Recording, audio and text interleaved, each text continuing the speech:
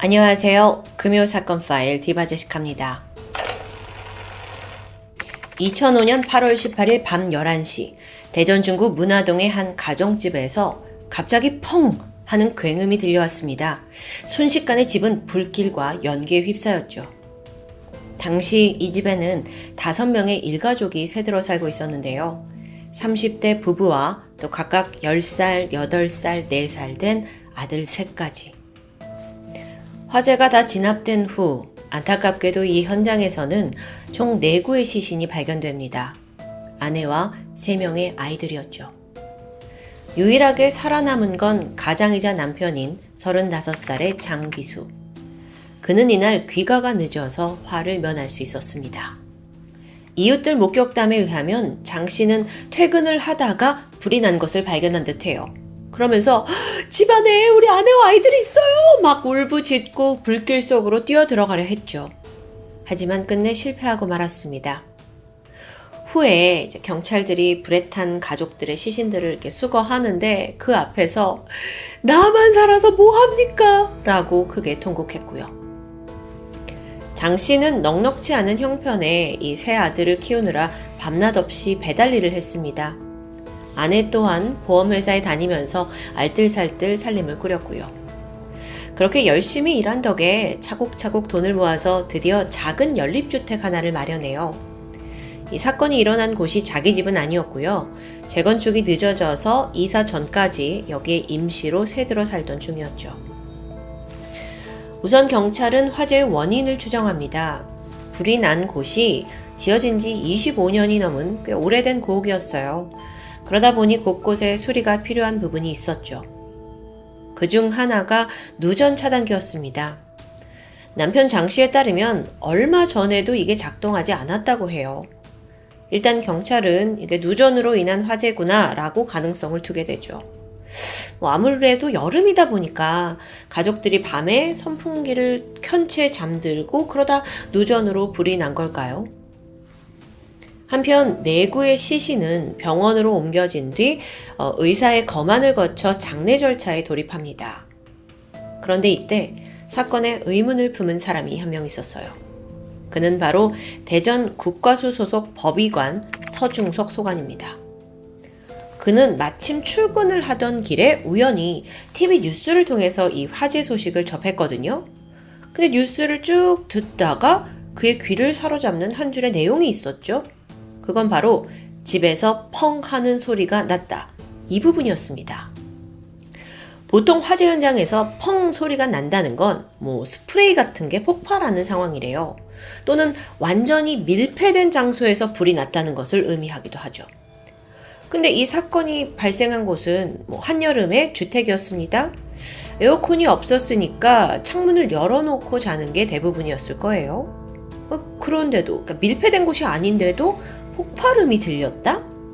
그는 뉴스를 들으면서도 어딘가 좀 맞지 않는다라는 생각이 들었었죠. 근데 또 이때 마침 경찰이 화재 원인을 파악하기 위해서 대전 국과수에다가 현장 감정을 의뢰했던 거예요. 그래서 국과수가 아무래도 우리가 좀 시신을 좀 부검해야 될 것 같지 않냐? 라고 수사관을 선택했죠. 다행히 이게 받아들여졌고 장례식장에 있던 시신은 곧장 부검실로 옮겨집니다. 그렇게 진행된 부검으로 드러난 사실은 굉장히 놀라웠습니다. 먼저 겉으로 보기에 4구 시신은 화재 사건에서 보이는 모습과 흡사해요.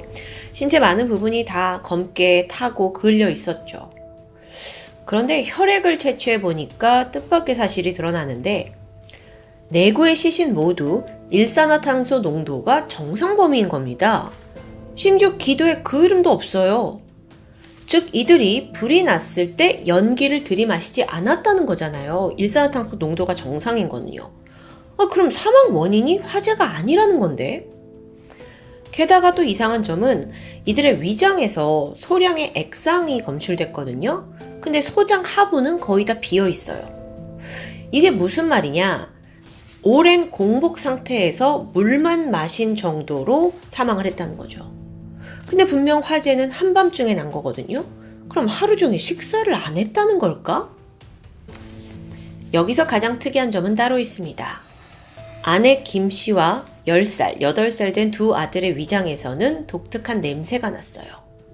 알아보니 그건 청산가리 중독될 때 나는 냄새였죠. 즉각 독극물 검사했더니 예상은 적중했고요. 그렇게 국과수가 발표한 최종 부검 결과는 엄마 김 씨를 포함한 10살, 8살 아들 2명은 아침 공복 상태에서 물과 함께 청산가리를 마신 후 사망에 이르렀습니다. 그런데 또 막내 아들의 사인은 달라요. 질식사의 가능성을 보인 거죠. 자, 여기까지만 봐도 가족은 분명 화재로 사망한 게 아닙니다. 경찰은 수사 방향을 급변했어요. 이젠 뭔가 음독을 통한 자살인지 이게 확실히 타살인지 밝혀내야겠죠. 일단 사건 현장에서 어떠한 유서나 자살 징후는 전혀 발견되지 않았습니다. 외부인이 침입했다는 흔적도 없고요. 그래서 경찰은 원한 관계거나 또는 가까운 주변인에 의한 범행일 가능성을 떠올리게 돼요. 그럼 가장 크게 의심을 받는 사람은 당연히 홀로 살아남은 장기수겠죠. 사실 수상한 정황이 있긴 했습니다. 이 범행이 일어나기 며칠 전에 장기수가 6억 원 상당의 보험에 가입한 사실이 있더라고요. 그것도 다름 아닌 재난 사망 보험이었고요. 명의는 아내, 수의자는 장 씨였습니다. 본인이요.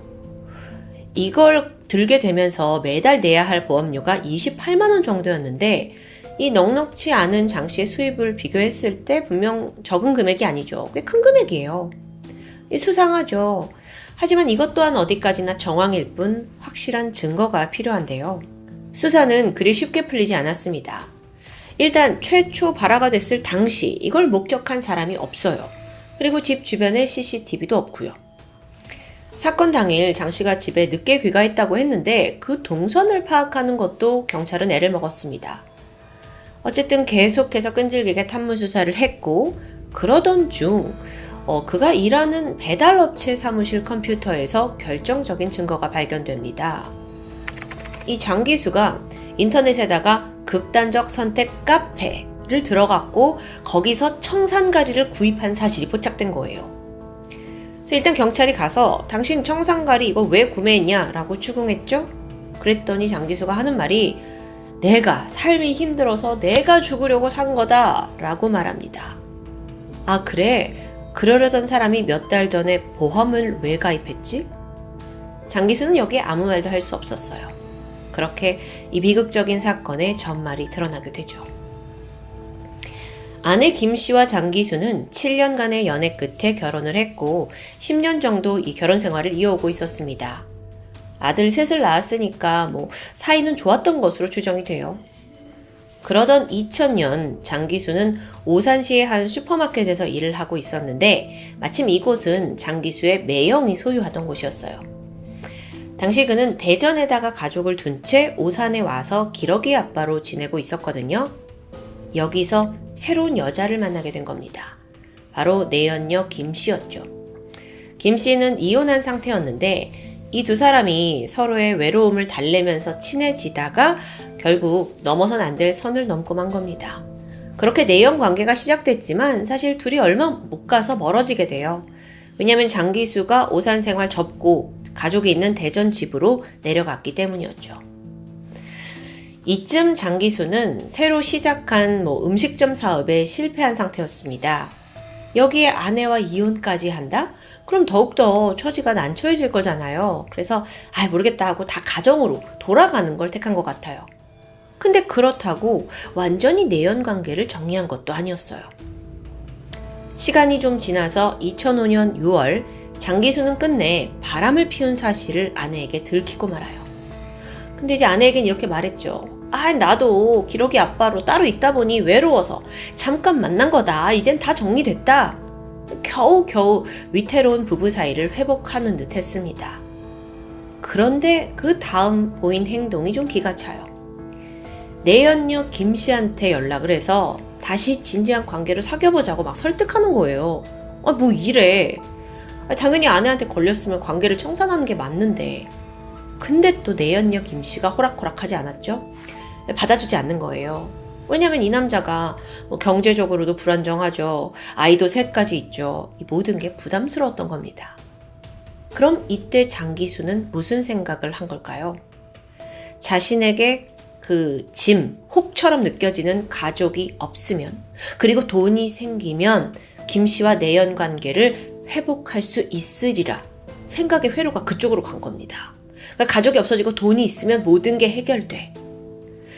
그렇게 장기수는 아내 명의로 보험에 가입을 했고 가족 모두를 살해하기로 결심합니다.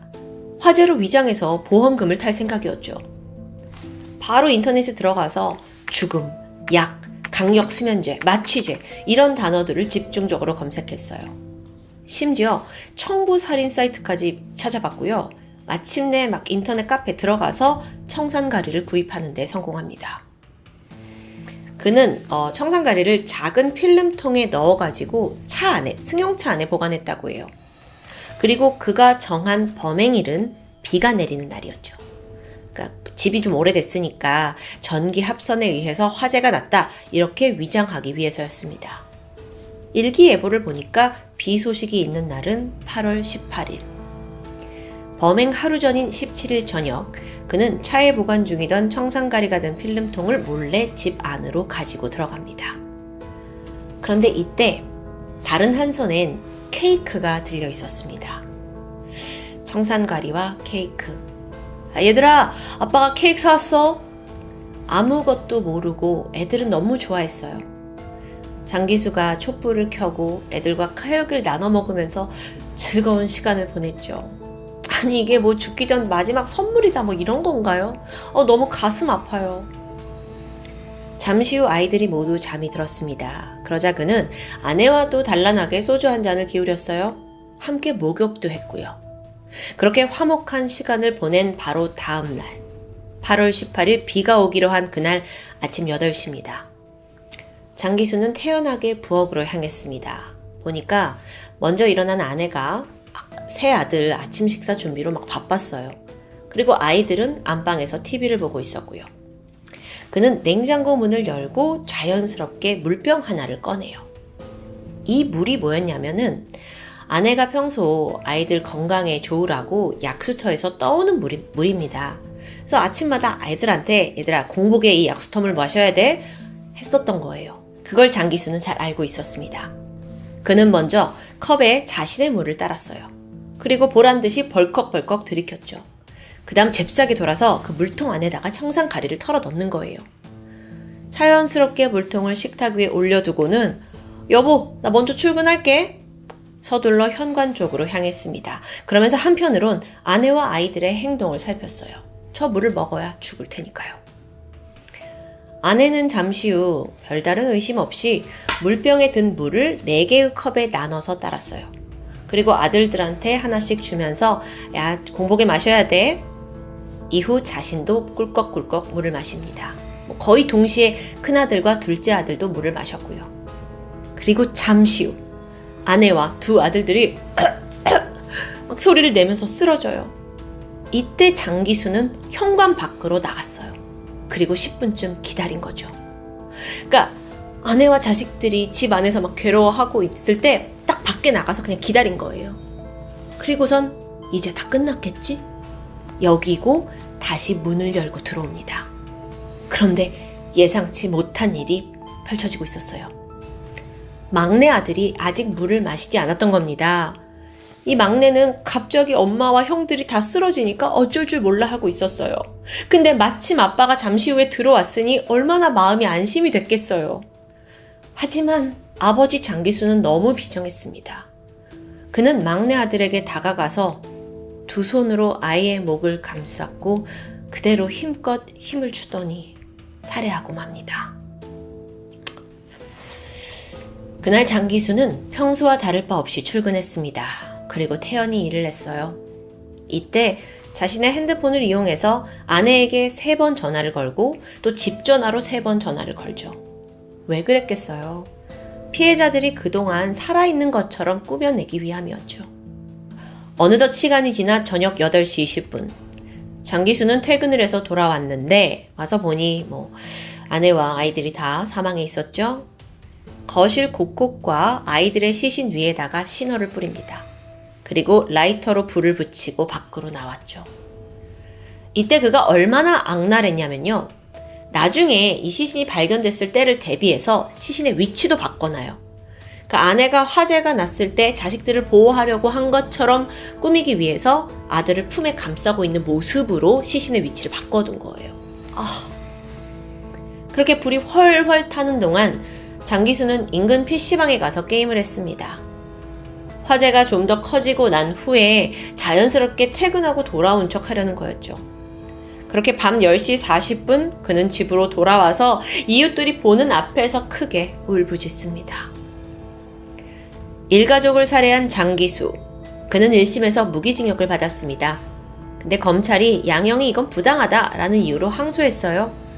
2심은 이걸 받아들였고 결국 장기수에게 사형이 선고되죠. 그가 불복해서 상고했지만 대법원은 2006년 그에게 사형을 확정합니다. 당시 항소심을 진행한 대전고법은 장씨 범행에 대해서 이렇게 언급했습니다. 내연녀와의 관계 복원을 위해 돈이 필요하고 처자식이 걸림돌이 될 거라고 생각해 범행을 저질렀다. 그의 치밀성과 냉혹성, 태연성은 몸서리 쳐질 정도로 상상을 뛰어넘는다. 과연 그에게 교화, 개선의 의지가 있는지 강한 의심이 든다. 그는 현재 국내에 복역 중인 사형수 중 한 명입니다. 장기수, 도대체 왜 내연녀와 함께할 수 있는 방법이라고 떠올린 게 일가족 살해였을까요? 이게 정말 최선이냐고요. 도저히 전 이 정신세계를 이해할 수 없는데요. 근데 한 가정이 완전 몰락해버렸잖아요. 장기수는 그렇게 자신의 이름대로 교도소의 장기수가 되었죠. 마지막으로 이 비극이 드러나기까지 날카로운 추리와 또 끈질긴 수사로 합심해준 국가수의 대전연구소 법의관분들 그리고 수사관분들께 존경과 감사를 표하고 싶습니다. 지금까지 금요사건 파일 디바제시카였습니다. 안녕하세요. 금요사건 파일 디바제시카입니다. 1997년 12월 30일 이날 이후 대한민국에서는 단 한 번도 사형이 집행되지 않았습니다. 지금까지 사형을 기다리고 있는 59명의 미결수들이 대기 중이죠. 이제 우리는 실질적인 사형 폐지 국가입니다. 그런데 잔혹한 범죄가 발생할 때마다 과연 사형 폐지가 올바른가 하는 생각이 들 텐데요. 근데 이 문제가 결코 한쪽에서만 판단하기 어렵습니다. 지금이야 첨단 과학수사가 발달하면서 억울한 피해자가 생길 가능성이 점차 낮아졌지만 과거에는 그렇지 않은 경우가 빈번했거든요. 오늘 준비한 스토리는 최후의 순간까지 억울하다고 외쳤던 한 사형수의 이야기입니다. 1974년 12월 30일 밤 10시 40분 인천시 중구 선화동 골목에 있는 한 식당에 주인 앞주머니 A씨는 이제 막 가게 문 닫고 마무리 중이었습니다. 그런데 느지막하게 손님 한 사람이 찾아왔죠. 손님은 아니고 정확하게는 건너편에서 쌀집을 운영하던 27살 여성 두이분 씨입니다. 그녀가 불안한 목소리로 말해요. 아주머니, 죄송한데요. 지금 우리 가게에 좀 같이 가주실 수 있으세요? 사정을 들어보니까 두 씨가 잠깐 외출을 하고 돌아왔는데 그땐 분명 문을 잠갔는데 지금 보니 열려있다는 것이었죠. 강도일지도 모르니까 불안감에 도움을 요청했던 겁니다. 주인 아줌마 A씨는 같이 가자면서 조심스럽게 쌀가게로 옮겨갑니다. 보니까 진짜 문이 환히 열려있어요. 한편 이 두 씨의 가족은 가게 안에 딸린 작은 방에서 생활하고 있었죠. 두 씨에 따르면 남편과 아이들은 방 안에서 자고 있을 거라고 합니다. 그렇게 두 사람이 조심스럽게 방문을 열게 돼요. 그런데 순간 믿을 수 없는 광경이 눈에 들어왔죠. 두 씨의 남편 38살 정시화 씨, 그리고 각각 9살, 6살 된 두 아이가 정신을 잃고 쓰러져 있는 겁니다. 이걸 본 아내 그리고 엄마인 두 씨는 너무 놀라서 그 자리에서 실신했어요. 당황한 A씨는 일단 남편에게 가서 도움을 요청했죠. 그 식당으로 달려갑니다. 그리고 잠시 후 남편 B씨가 현장에 오는데 시신을 딱 보고 순간 연탄가스 중독이라고 생각했습니다. 이게 70년대에는 연탄을 떼는 집이 많아서 일산화탄소 중독이 빈번하던 때거든요. 그런데 잠시 후 B 씨는 두 씨의 남편 정 씨 목에 매져 있는 머플러와 넥타이를 발견합니다. 뭔가 이상하다는 느낌이 들었어요. 하지만 시신이잖아요. 지금 깊게 생각할 겨를이 없었고 일단 이 세 명을 모두 밖으로 옮기게 되죠. 그 사이 식당 주인 A씨가 경찰에 신고를 합니다. 얼마 뒤 현장에 도착한 경찰이 세구의 시신을 살피기 시작했어요. 보니까 이 부부가 시신들을 밖으로 옮겨놓는 과정에서 현장이 많이 훼손되었다는 걸 알게 됐죠. 살인사건의 경우 현장 보존이 원칙입니다. 결정적인 증거를 놓치거나 또 이 수사의 방향에 혼선을 줄 수 있기 때문인데요. 당시 이 상황을 지켜본 경찰은 일단 단순 자살의 가능성이 높다고 생각했어요. 아내의 진술을 들어볼까요? 남편 정 씨가 지인에게 20만 원을 빌려주고 돌려받지 못해서 상심이 컸다고 합니다. 70년대 기준의 20만 원이면 지금의 몇백에 달할 정도로 좀 큰 액수인데요. 또한 이 남편 정 씨가 왼쪽 다리를 쓰지 못하는 장애인이라 이것 때문에 괴로워했고 평소에도 죽고 싶다는 말을 자주 했다는데요. 이런 아내 두 씨의 진술로 인해서 사건 정황은 그럼 아내가 없는 틈을 타서 남편이 자녀들을 살해한 후 스스로 목숨을 끊은 것으로 마무리되는 듯 했습니다. 하지만 얼마 후 반전의 부검 결과가 밝혀집니다. 정 씨와 아이들의 사인이 노끈이나 어떤 도구를 이용한 교살로 나왔기 때문이에요. 그러니까 세 명이 모두 다 목 졸라 죽었다는 거죠. 게다가 더 자세히 보면 남편 정 씨 얼굴에 손톱으로 핥힌 것 같은 상처도 남아 있습니다. 혹시 이 정 씨가 아이들을 살해하려다가 생긴 상처일까요? 아이들이 저항을 하다가요. 근데 애들의 손톱은 그 정도로 길지 않았어요. 부검 결과는 계속 충격적이었습니다. 이 목에 졸린 자국 외에도 칼로 여러 번 그은 듯한 흔적이 몸에 남아있는 거예요. 아이들의 아빠가 목을 그었을 리는 없겠죠? 이게 자살을 하려고 마음먹은 거라면 더욱더 앞뒤가 맞지 않고요. 왜냐면 이 정 씨의 목에 난 상처에 주저흔이 없습니다. 또 굳이 칼을 쓰면서 목에 머플러와 넥타이가 메어져 있다는 것도 좀 이해가 되지 않았고요. 그럼 혹시 강도 사건일까요? 그렇다고 보기엔 현장이 지나치게 말끔하고 도난당한 물건도 없습니다. 수사팀은 변사보고서를 꼼꼼히 살펴보기 시작합니다. 그 결과 이건 타살이라고 확신했어요. 이어서 유력한 용의자로 아내 두 씨를 지목했고 조사를 시작하는데요. 여기서 동네 주민들의 증언도 확보합니다. 보니까 평소에 두 씨가 어떤 남자와 자주 만났다는 결정적인 증언이 나온 거예요. 두 씨를 추궁했죠. 그랬더니 한 종교 모임에서 만난 오휘웅이라는 남자와 지난 9월부터 불륜을 저질러 왔다는 걸 확인합니다. 참고로 이 두 사람이 만난 종교 모임은 일본의 불교 종파인 일련정종이었는데 두 사람 모두 독실한 신자로 알려져 있고요. 이 문제의 남성 오휘웅. 그는 당시 29살의 미혼이었습니다. 인천시 창녕동에서 그 일련정종의 종교 모임 리더로 활동하던 중이었고 그러다 두 씨와 만나 정을 통하고 있었죠. 경찰은 살해 동기가 있는 내연남 오 씨를 유력한 용의자로 판단했고 그를 검거합니다. 그리고 머지않아 아내 두 씨의 자백도 받아내죠. 진술에 따르면 생전 그 죽은 남편 정 씨가 의처증이 심했다고 합니다. 특히 아내가 종교에 빠져서 가정에 소홀해졌다는 이유로 폭력도 행사했고요. 그런 남편과 달리 오 씨는 자상하게 대해줬습니다. 그래서 그에게 빠졌고 남편에게 이혼을 요구했지만 받아들여지지 않았고요. 그래서 끝내 두 씨가 오휘용과 함께 일가족을 살해할 계획을 세웠다는 전말인데 그날 당일 두 씨는 아티반이라는 신경안정제를 대량 구입해서 남편에게 남편이 그날 인삼주를 먹고 만취해 있는 상태에서 소주 2잔과 함께 아티반을 산 음료수를 먹였다고 해요.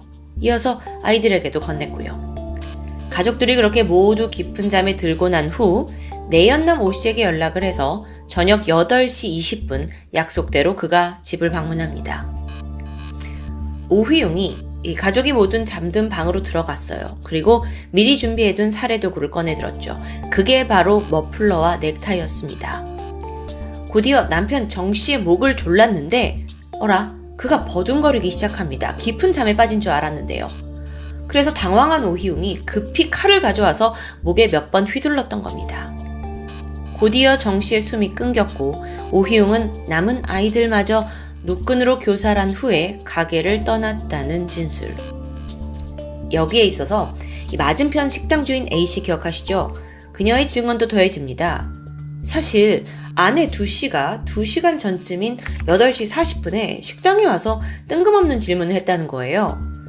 아줌마, 혹시 여기서 우리 가게 잘 보여요? 이렇게 묻고는 사라졌고 2시간 뒤에 불안해하면서 집에 같이 가달라 문이 열려있다 했다는 건데요. 자, 그럼 추정컨대 그녀는 자기가 집을 비운 사이 오희용이 가족을 살해하던 그 2시간 동안 밖에서 배회한 것으로 보입니다. 그리고 일이 끝나고 사건을 목격한 척 위장한 거죠. 자, 이렇게 두 공범이 저지른 사건이라는 게 밝혀지는데 오희용이 검거됐죠? 그는 자신이 직접 정씨와 아이들을 살해했다는 걸 순순히 인정했어요. 이렇게 되니까 경찰 조사가 순조롭게 막을 내리게 되죠. 1975년 3월 인천지방법원에서 첫 공판이 열렸습니다. 그런데 여기서 문제가 발생해요. 오희용이 갑자기 모든 진술을 뒤엎더니 나는 두이분의 가족들을 살해한 적이 없다고 주장하는 겁니다. 그럼 왜 그전에는 자백을 했냐? 내가 살해 혐의를 인정한 건 경찰의 강압수사와 고문 때문이라는데요. 그러면서 자기는 결코 살인을 하지 않았다고 억울함을 강조합니다. 사건 당일 저녁 8시 20분 그가 두씨 집을 방문한 건 사실이었습니다. 근데 잠시 안부만 묻고 곧장 나와서 종교 모임이 열리는 자기 집으로 돌아갔다고 해요. 이거 뭐가 맞는 걸까요? 법정은 발칵 뒤집어졌죠. 과연 그의 말은 사실일까요? 확인해 봐야겠죠. 일단 현장에서 오씨 집까지는 대략 10분 거리입니다. 이날 종교 모임에 같이 왔던 그 참석자들의 증언을 들어보니까 오희용이 집에 돌아온 시각이 저녁 8시 35분쯤이에요. 그가 범인이라고 가정을 한다면 집에 돌아가는 그 10분 정도를 제외하고 최대한 10분 남짓의 시간 동안 무려 3사람을 죽였다는 의미가 됩니다. 이게 약간 가능한지 좀 의문이죠. 그렇게 새로운 시각으로 이 사건을 이제 바라보니까 오희용이 범인이라고 볼 수 있는 증거가 너무 부족합니다. 물론 현장 훼손이 심해서이기도 하지만 무엇보다도 이 집에서 오희용의 지문이 단 한 개도 나오지 않았어요.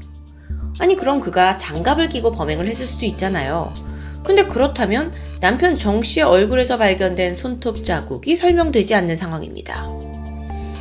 여기에 더해서 이 식당 주인 A씨가 당시에 그 두씨가 처음 식당에 왔을 때 아줌마 여기서 우리 집 보여요? 그렇게 물어봤었잖아요. 근데 그때 마침 그녀의 손에 핏자국이 있다는 걸 기억해냅니다. 그 시간이 8시 40분. 그럼 진술대로라면 그때는 이미 사건이 일어난 이후의 시각이에요? 와, 이거 오희용이 정말 범인이 아니라면 결국 이 모든 건 아내 두이분의 계략이 되겠다는 거겠죠? 두씨의 증언도 앞뒤가 맞지 않았습니다.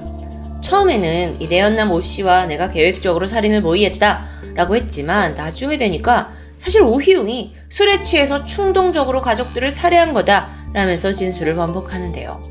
그래서 정말 오씨가 술을 먹었는지 조사했죠.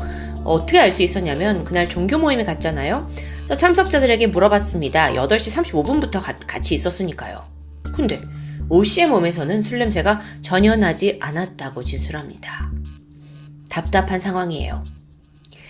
이런 수상한 정황이 계속되는데도 불구하고 검찰은 오희용의 진술에 반박했습니다. 이 사건에서 그 오희용의 중대한 알리바이는 종교 모임이거든요. 이게 범행 시간과 겹치니까요. 근데 검찰은 그 참석자들의 증언을 신뢰할 수 없다고 판단했어요. 그러던 중 오 씨의 결백을 뒷받침할 수 있는 또 다른 증언이 등장합니다. 두이분이 사건 발생 몇 달 전부터 이웃들에게 거짓 소문을 퍼뜨렸다는 거예요. 그게 바로 뭐냐면 남편이 20만 원을 사기당해서 툭하면 신변을 비관한다는 내용이었죠. 앞서 경찰에도 똑같이 말한 적이 있는데요. 확인 결과 이건 거짓이었습니다. 아니 이렇게 정황을 다시 살펴보니까 이 사건이 두씨의 철저한 단독 범행으로 보입니다. 그 과정에서 내연남 오씨를 일부러 끌어들였다는 쪽에 무게가 실리고요. 그런데 여기서 또다시 반전이 일어납니다. 구치소에 있던 두 이분이 목을 메고 스스로 생을 마감한 겁니다.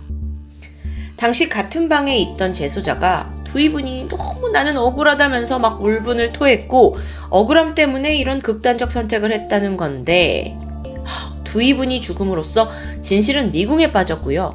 동시에 오휘용이 결백할 수 있을까? 이런 상황에서 그의 진술의 신빙성을 잃게 되는 겁니다. 그러니까 뭐 두 이분이 얼마나 억울했으면 죽었겠냐라는 데 의견이 기운 거죠. 3개월 후인 1975년 6월 결심 공판이 열렸습니다. 여기서 재판부는 오휘용에게 사형을 선고해요. 판결 내용을 보면 오휘용의 범행을 입증할 물적 증거가 없어서 진실을 판단하기 어렵다. 그렇지만 두 이분이 여성의 몸으로 혼자 범행을 저지를 가능성은 적다. 또한 극단적 선택을 통해 결백을 주장하려는 행동이 오 씨가 진범이라는 사실을 입증한다. 이거 좀 이상해요. 그녀가 극단적 선택을 했으니까 오 씨가 범인이라고요? 그렇게 단순하지 않잖아요. 1970년대 그때만 해도 무죄 추정의 원칙이 이렇게 투명하게 적용되던 시대는 아닙니다. 수사기관의 권력 남용으로 인해서 극형이 선고되는 사례도 빈번했고요. 이 사건도 오휘용이 범인이라고 단정할 수 있는 증거가 사실상 하나도 없어요. 근데 어찌 보면 두 이분이 자살하니까 오휘용도 범인이라는 증거가 되어버린, 아니 지금의 상황이라면 절대 받아들여질 수 없는 부분이죠. 물론 두 이분의 말대로 오 씨가 공범일 수 있습니다. 죽음을 불사하면서까지 그녀가 거짓말을 하지 않았을 수도 있으니까요. 그렇지만 그 진실은 평생 묻혀버렸습니다. 이후에 오휘용은 억울하다면서 곧장 항소합니다. 하지만 결과는 달라지지 않았죠. 반년 뒤인 1976년 2월 대법원은 오 씨에게 상고 기각 판결을 내렸고 사형이 확정됩니다. 감옥에 있는 내내 오휘용은 아주 적극적으로 결백을 밝히기 위해 노력했다고 해요. 그를 담당했던 교도관이나 관계자들에 따르면 오휘용이 상당히 절실했고 또 어디서나 당당히 무죄를, 결백을 주장했다고 해요. 하지만 이런 노력은 모두 물거품이 되었죠. 4년 뒤인 1979년 9월 서울구치소에서 오휘용의 사형 집행이 이뤄졌습니다. 그는 마지막 순간까지도 꼿꼿하게 앉아서 담당 검사를 똑바로 쳐다보며 말했죠. 나는 절대로 죽이지 않았습니다. 죽은 뒤에라도 내 누명을 벗게 해주세요. 여기에 있는 판사와 검사들, 앞으로 저처럼 억울하게 누명 쓴 피해자가 나오지 않도록 제발 엉터리 재판을 집어치우라고요. 그러면서 그가 하는 말이 죽어서 원원이 돼서라도 위증하고 나를 고문한 이들에게 복수할 겁니다. 그의 유언은 섬뜩하기까지 했죠. 이렇게 오휘용은 형장의 이슬로 사라졌고 사람들의 기억에서도 서서히 잊혀져 갑니다. 그러다가 이 사건이 다시 한번 수면에 오르게 된 계기가 있는데요. 사형이 집행된 지 10년이 지나고 당시의 사건을 담당했던 기자 조갑재 씨가 집요한 취재 끝에 사건의 전말을 책으로 출간하게 된 겁니다. 저자 조 씨는 수사기관의 허술함과 조작으로 인해서 희생이 된 피해자에 대해 파헤친 건데 그러면서 오휘용의 무죄를 거의 100% 확신하고 있었어요. 물론 그가 사망했기 때문에 재심은 더 이상 이뤄지지 않습니다. 그럴 기회조차 사라진 거죠. 조갑재 기자의 주장을 우리가 어디까지 믿을 수 있느냐, 이게 관건일 텐데 그건 물론 개인의 선택입니다. 하지만 참고로 이 책은 이후에 법조인들 사이에서 필독서로 자리 잡았다고 해요. 어떤 잘못된 수사와 판결로 인해 같은 실수를 저지르지 말자는 의도는 아니었을까요? 오휘용, 그가 정말 극악무도한 사람이라면 죽음을 앞둔 순간에도 억울하다고 연기를 했을 수 있습니다. 하지만 모두의 예상과 다르게 그가 정말 무고한 사람이었다면 그의 죽음은 과연 어떻게 보상받을 수 있는 걸까요? 반면 그 두 씨는요, 정말 남자와의 관계 때문에 남편과 자식 둘을 다 죽인 파렴치한 여자였을까요? 알려진 바에 의하면 미혼이던 오휘용 씨가 이제 아무래도 미혼이다 보니 주변에서 자주 혼담이 오갔다고 해요. 이때 내연관계에 있던 두 씨는 그가 자신을 두고 다른 여자와 결혼할까봐 불안해하면서 나는 불륜 사실을 다 퍼뜨릴 거다 라고 협박을 종종 했다는데 그게 나중에 밝혀지지만 소용은 없었죠. 당시 담당 형사들은 오희용이 범인이라고 굳게 믿었습니다. 유죄를 선고했던 판사 또한 조갑재 기자에게 당신은 사건의 일부만 봤다라면서 못마땅함을 표현했다고 하는데, 여러분, 지금도 이 오희용 사건은 대한민국에서 사형제도의 찬반 논란과 함께 언급되고 있는 뜨거운 사건입니다. 과연 그에게 재심의 기회도 주지 않고 목숨을 앗아간 게 옳았던 걸까 하는 질문. 여전히 참 어려운 주제입니다. 지금까지 금요사건 파일 디바제시카였습니다.